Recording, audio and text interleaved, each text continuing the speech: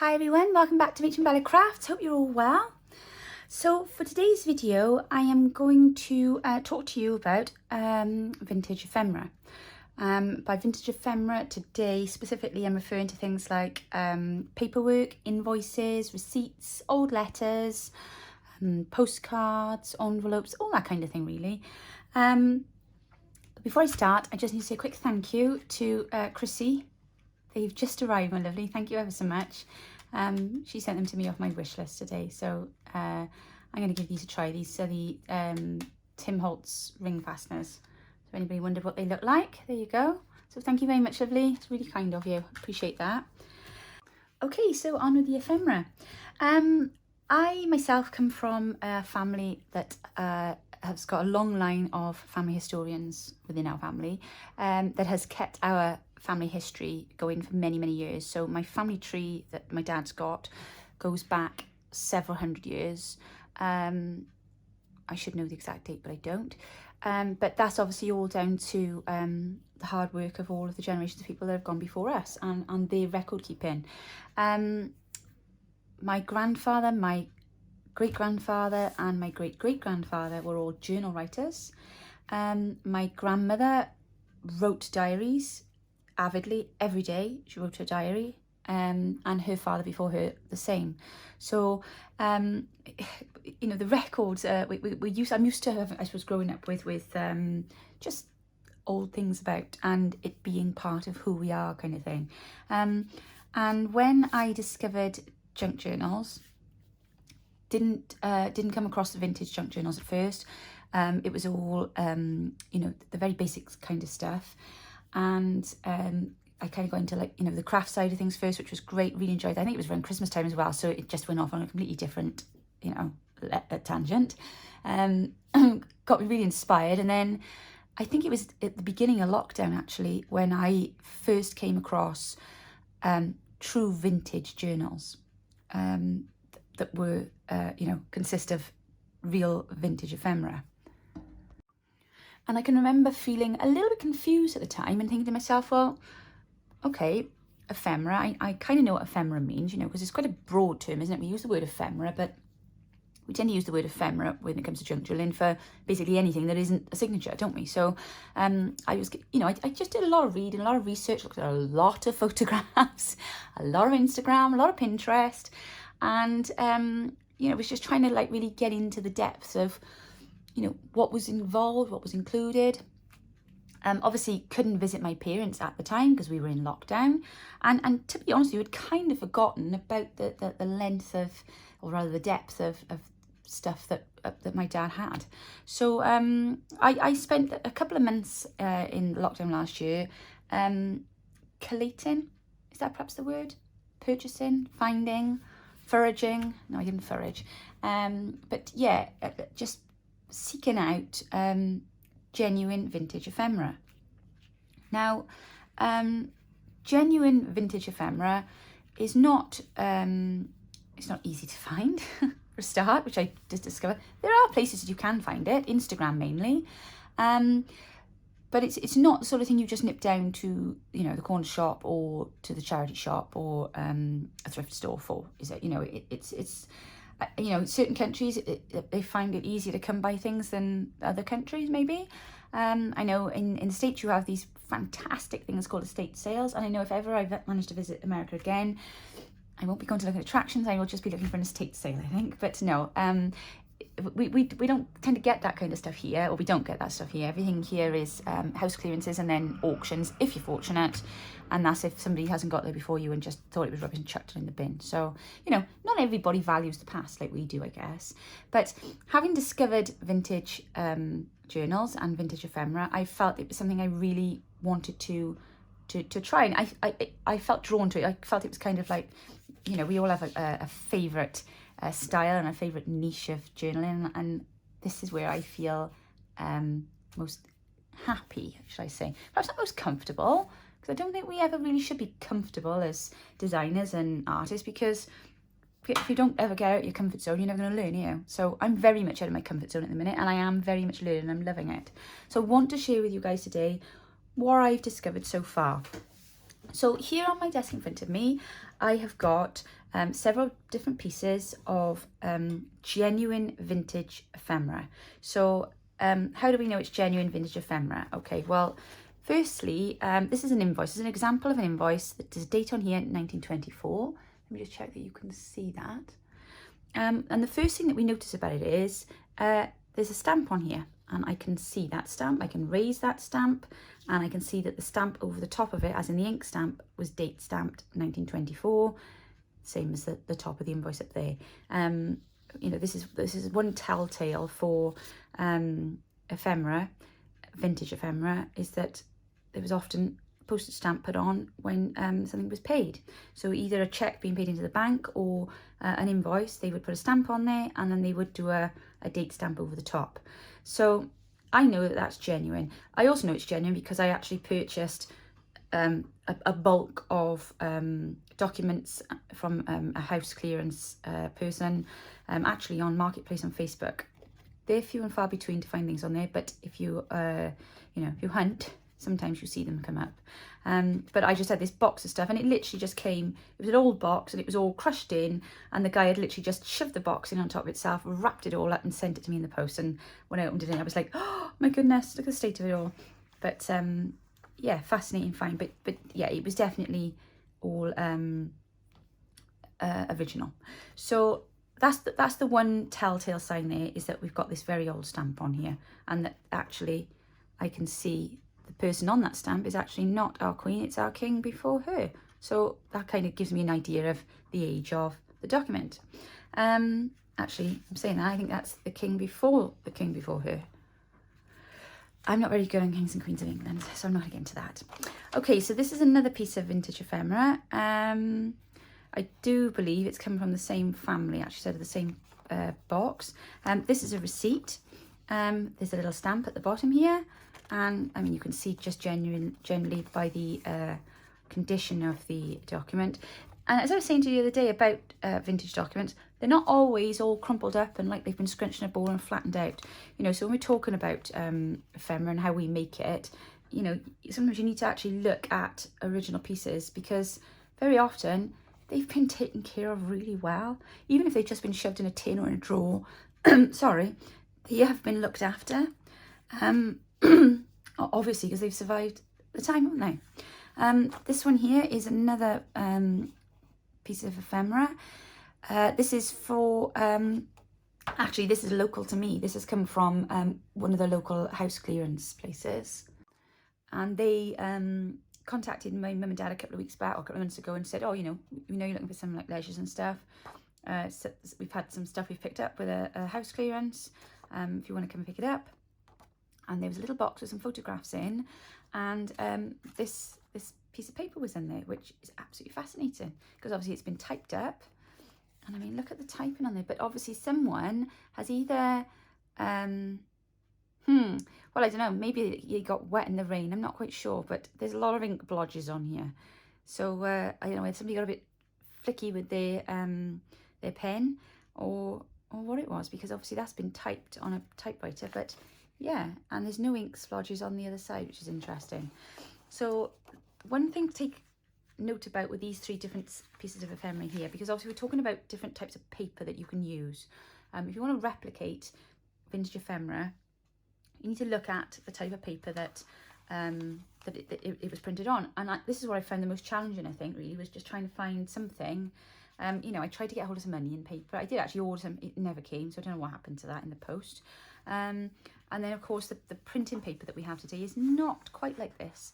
When I was a kid, my dad used to have this really nice printing paper, and it was called bond paper. We were never allowed to use it. We weren't allowed to draw on it. It was Dad's paper for printing.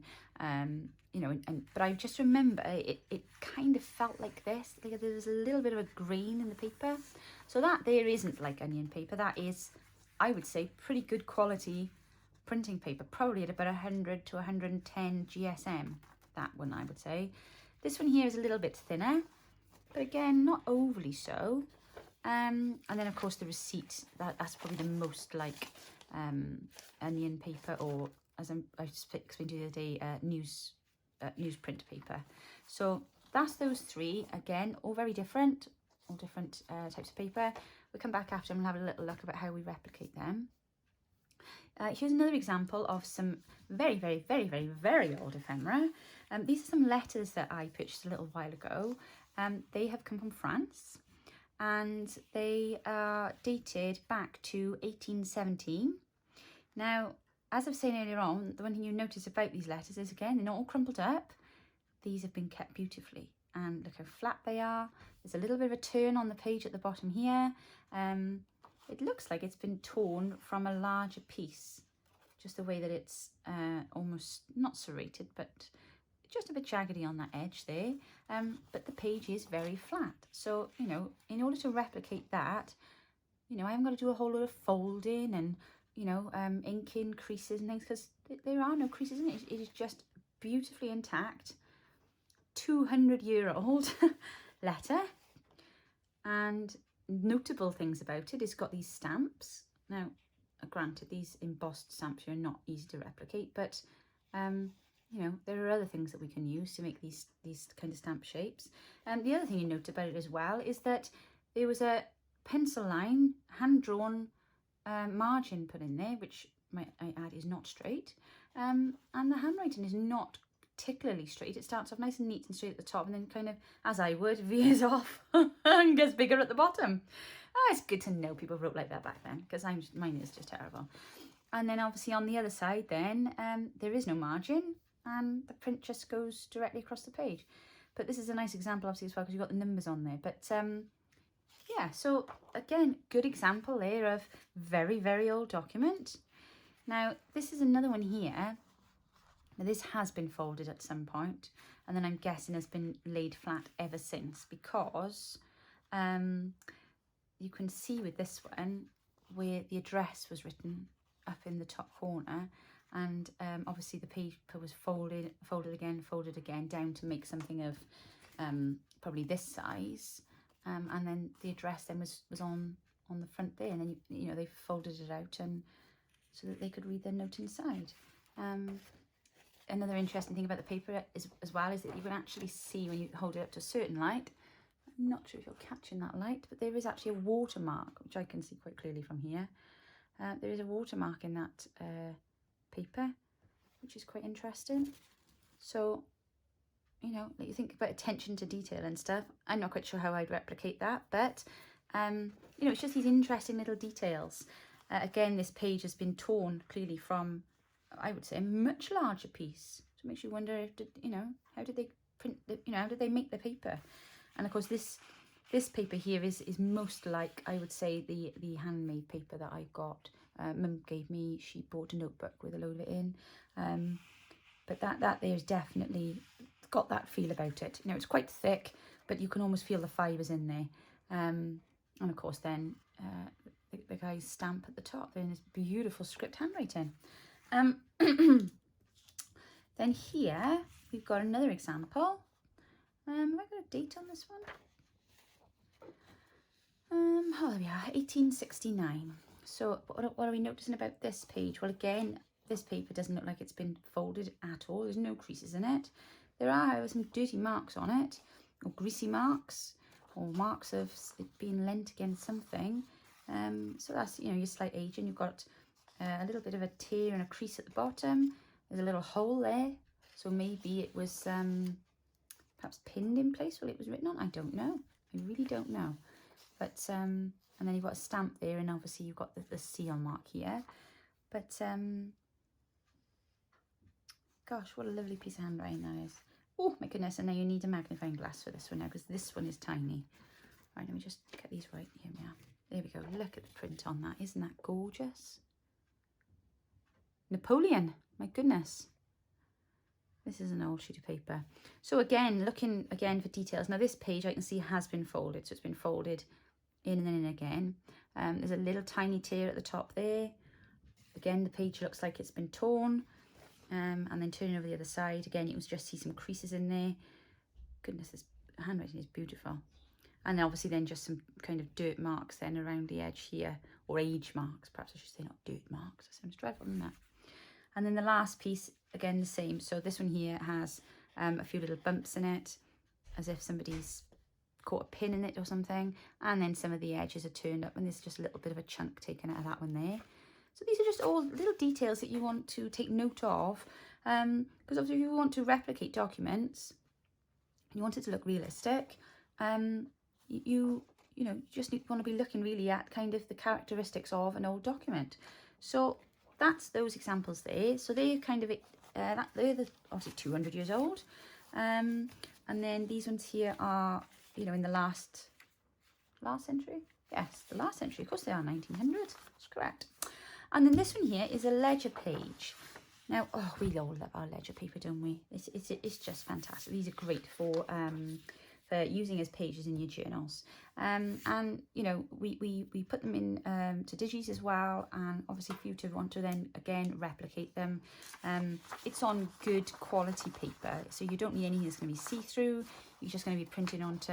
In fact, I would almost say it's almost shiny, because I know Mum and I have this dispute, not with each other, with paper, with printing, and like every so often Amazon will send the wrong stuff and it comes and you print and it's got a shiny end finish on it, and we don't like that. But this kind of page here is not far off being a bit shiny. It's certainly not matte, but it is quite thick. Oh, and it's got the old the lines going down like the bond paper used to, that you can't see. So again, completely different paper. Again, looking for characteristics. If you're using or if you're looking to replicate ledger paper, bear in mind it has been torn into a book, so you're going to have some kind of characteristic here of markings where it's been in the book.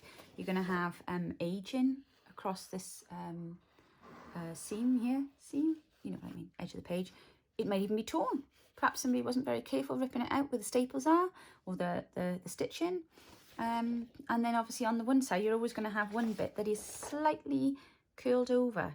So I don't know if you can see in that direction there, but if you have two pages that fold over and then you tear them, there's always one that has just like a little bit of a lip, because there's always a bit more left on. There's quite a bit left on that side, but so just things like that really that kind of lend them to the feeling of authenticity, and that's kind of what we're looking to recreate, isn't it, in our journal? So these are my little investments, and these have been turned into digitals now for our shop. So I'm just going to pop them over there really carefully a minute, out of the way. But not everybody can get hold of vintage ephemera. Not everybody wants to invest in it. Not everybody can afford it. I certainly wouldn't have bought them and just put them in my journal, because how difficult it was for me to find. So I fully intend to be able to replicate them. There's no copyright on them. They are very, very old documents. Another quick example for you as well then, this beautiful tin. Look at how lovely queen and lovely prince there. So this lovely tin that I managed to get hold of, that is full of old letters. Do you know what? People just don't open envelopes today like they used to today. I keep saying this to my boys. You really need to, like, when you open an envelope, just tear the top and then I can use the envelope. But no, they peel it back and make a mess. And then I'm like, oh, don't bother. I don't need that now. It's too messy. But yes, look at that. This is how they used to open letters years ago. So again, if you're going to replicate from a digital an envelope, what are the things you'd be looking for? Well, again, the way in which the envelope would have been opened is a start. You're going to want to put a real stamp on top of it, aren't you? Because, it's that tactileness. It's having something to be able to run your finger across and think, oh, yeah, that's real, that is. You might want to go over with another stamp. And just little things like that, really. Envelopes don't tend to have too great a bashing about, because people that keep old letters do so like this, with the letter in the envelope, and then either in a tin or in a book or in a journal, somewhere safe. They tend to be kept, don't they? And then, of course, you've got the type like this, where somebody's robbed the stamps. Dear me, I don't know why you would do that, but there's obviously a good stamp on there. So it's just little details like that, really. But the envelope in itself, I would say, is perfectly intact. This one here looks like it's had a bit more of a bashing about. Perhaps it's been carried in a case or something. So again, if you're replicating envelopes, think of things like that. If it's been, shoved in and out of something, the paper is obviously worn there, look, and they've caught it and rucked that up and torn it. But you know, and it's folded back here. So it's just little details like this, really. When we're replicating something, don't feel you have to keep it in perfect condition. If you're trying to replicate something that's old, make it look old. Don't be afraid to make it look old. You know, don't be afraid to tear a bit of paper here and there and, you know, make a few cuts and, you know, scrag a few bits back. So I'm going to show you in a second. But I just wanted you to kind of get the visual on these so you could see where I'm going with it. So let me put these letters back in there a sec. Back in our lovely tin with the photographs of the doggies. Okay, so the first thing I want to show you is the different types of paper and printing. So I've had a play about. I've tried a few different types of, you know, coffee, tea dyeing, printing onto coffee dye paper, printing onto tea dye paper, printing onto paper, then coffee dyeing it. So let me just show you a couple of examples of what I was doing the other day.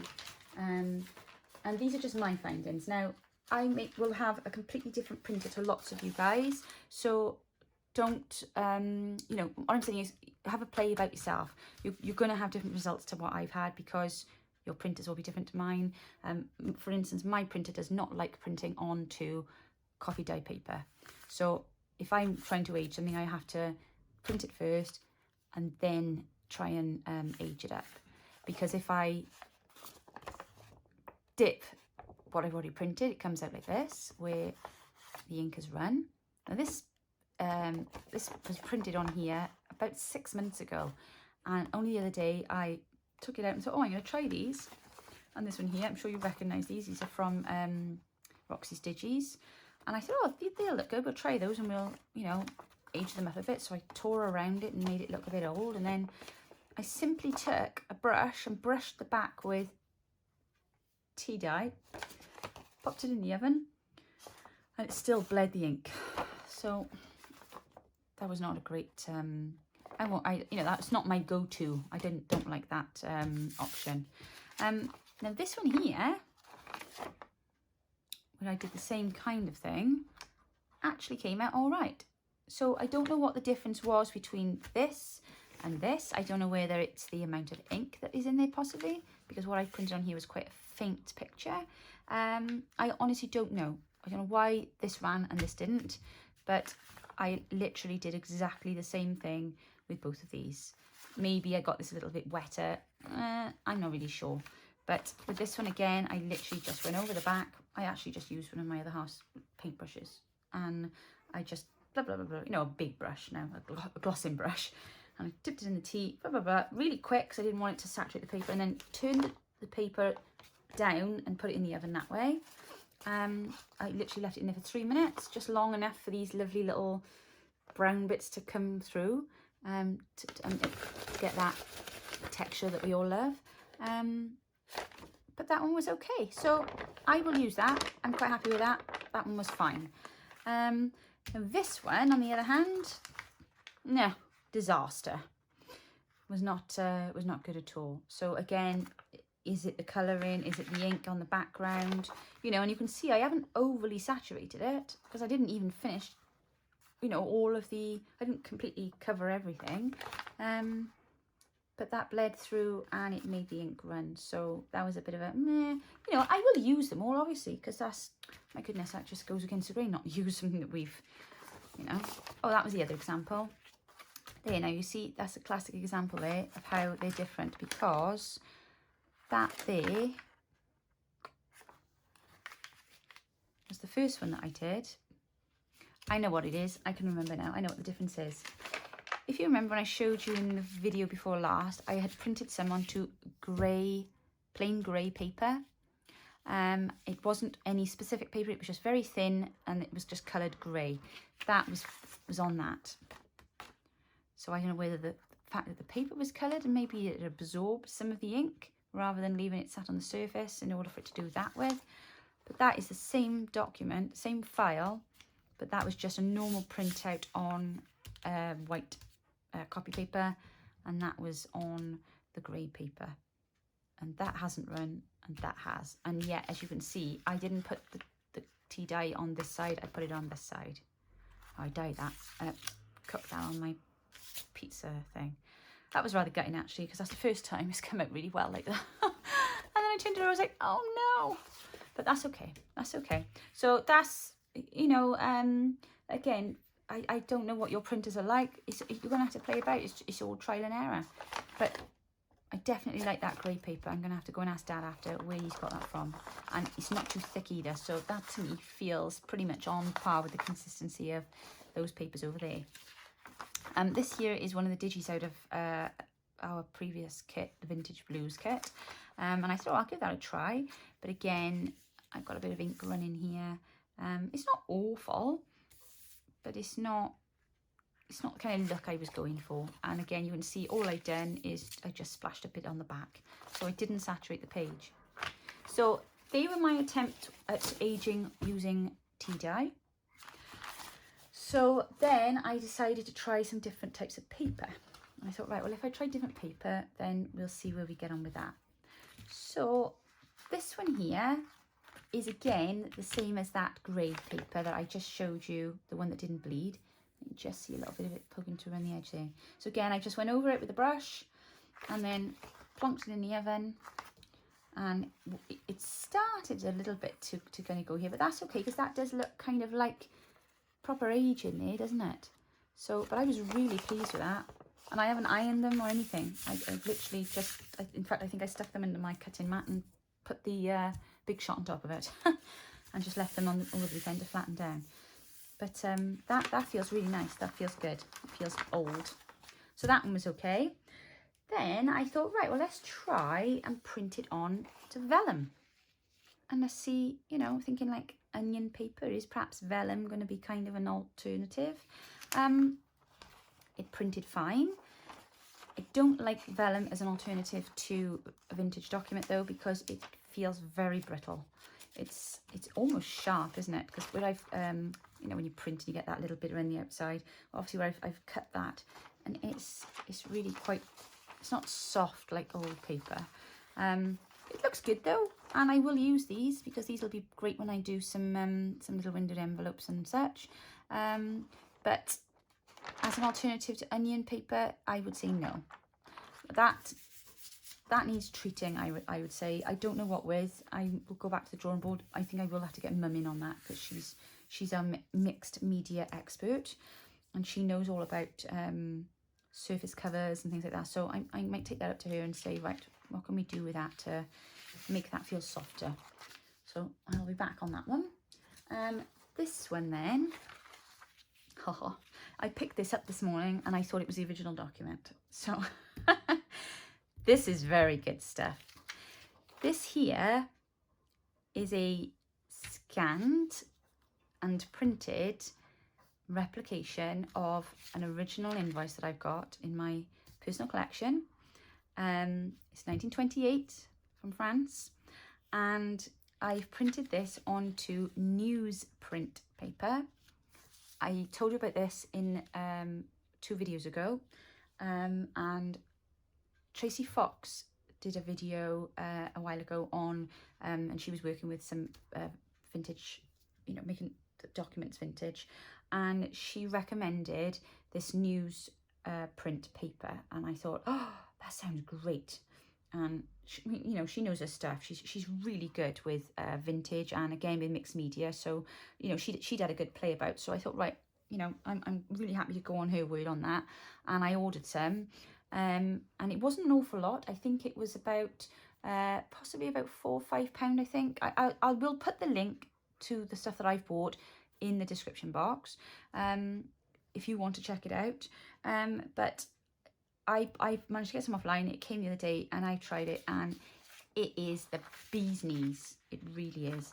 It's thin, it's semi-transparent, and it just feels like the real thing. It's incredible. I haven't done anything with this document yet. I haven't aged it or anything yet. I'm gonna have a little look at that in a second. But yeah, brilliant. I think that's the best out of all of them. As much as I like the feel of this grey paper, whatever it may be, that's been coffee dyed, because we love the crinkly sound, to want to replicate something that so that it feels like the original thing, this is it. This is the stuff. So my search is now over. I'm now content in that I know I've now finally found the right paper. So I've actually spent a bit of time today now printing off some more of my scans that I've done from my old stash. We are 1892, this one. So the great thing about it is as well, if you've got a really good scanner, I can actually see there where there was a seam on the original document where it must have been folded in half. So that kind of gives me a little indication then of, you know, which I'm going to go with this. But it's not overly heavy, and in fact it's not the mark where it was folded that has been aged, but the aging has come around it, because obviously where it's folded it stayed clean, hasn't it? So, you know, perhaps something to bear in mind. Again, then if I do fold it in half, you can see that the ink mark will need to go on the back. I'm guessing there's been some old tape on there at some point. I don't know if you can see that mark on there. So that's that one. And then I've got another 2 examples here then to show you. And I've actually got the originals here. So let's see now if I can work out which one's which. So here we have, this is the original, and this is what I just printed. Okay, are they both in frame? Yeah. I do apologize if you can hear my little bubbles squeaking behind me here.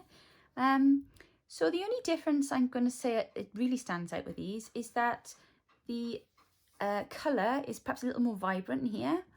But in my defence, I didn't print on best, I just printed on draft because I didn't want it to be too bright because I wasn't quite sure what was going to come out. However, that being said, the pencil writing is really clear.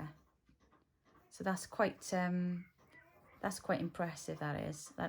You know, that almost looks as if, and in fact, the scan and then the reprint has even picked up, I don't know if you can see, I don't know if the light will show it to you now, but basically across the bottom here is a really faint watermark. And I can see that they just come up on this paper here. So again, I've printed this on the newsprint paper, and I can see that on there. So what am I looking at for differences between these 2 documents? What do I need to do to this one to make it look like this one? Well, I need to just go down and age the edges a little bit. So I'm going to go around with my pair of scissors, my very old little pair of scissors, because they're rather cute. And I'm just going to go around, I'm just going to edge, take a little bit off the edge, make a few little cuts and snips in it, perhaps bend the corner of the page, and the same here, bend the corner of the page, fold the document in fact, because this document's been folded, if you can see. Oh, there we are, and there's a little bit of a detail on the back there. There's a date stamp thing on there. And then at the bottom again, that's obviously been dog-eared there, it's been a bit bent, and there's a little bit of marking there. But the one thing that you will notice about the document is it's not, I don't need to overly ink. It's not all really brown around the edges. There's just certain aspects of it that are age marked, but not the whole thing, because the bottom actually is remained pretty much intact. It's more fold marks than anything. So that's the first one. Really pleased with that. And then the second one, again, are they both in? Yeah, you're in frame, aren't they? So this is the second one. And again, it's got, so this paper here is more of a browny colour, and it's got that kind of shininess, but the newsprint paper has kind of got that shiny finish to it as well. The print has all come out really, really well. The only thing that perhaps needs to be done is when I'm printing, I need to do fit to thing, as it has gone a little bit out the lines, but that's all right. This was just a first attempt. I'm really pleased with that. And as I was saying to you earlier on, I can even see from the scan the fold marks from the original document. So if I'm looking to make this document look like that document, I can just simply repeat the same fold marks and fold lines on there to achieve the same effect. Oh my goodness, I've just turned that over and noticed there's obviously something's been pressed against that. Look, there's an old print on the back of there.